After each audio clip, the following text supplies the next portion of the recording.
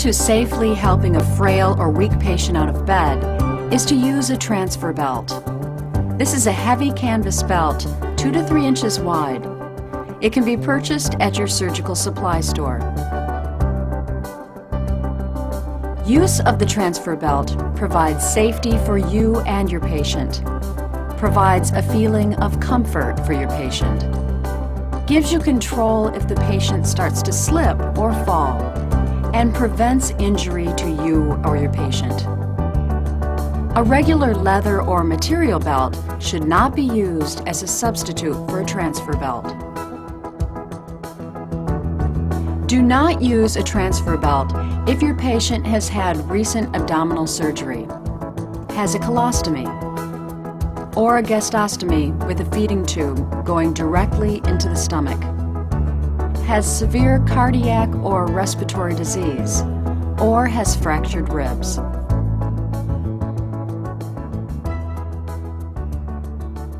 If your patient has been lying flat, always sit the patient up for a few minutes before moving him out of bed. Move the bed covers well out of the way. Bring the patient nearest to the side of the bed and help the patient pivot so that he is sitting with legs dangling over the side of the bed. Let the patient sit for a minute. If the patient feels weak or faint, help him back to bed. Help the patient put on a robe, socks and shoes, or sturdy slippers with low heels and non-slip soles. Place the transfer belt around the patient's waist with a buckle in front. The belt is always applied over clothes and must never touch the patient's skin. Thread the belt through the buckle, teeth side first. Pull it snug and thread the belt back through the buckle for security. Tuck the loose end in the belt. The belt should be snug with enough space between the belt and the robe for your fingers side by side. Have the patient place both feet on the floor, or footstool if necessary, about 12 inches apart, and both hands palm down on the mattress at his side. Place one of your legs between the patient's legs and slightly bend your knees. Grasp the transfer belt from underneath with one hand on either side several inches away from the buckle. Have the patient lean forward and, on the count of 3, push off the bed with his feet and hands to stand up.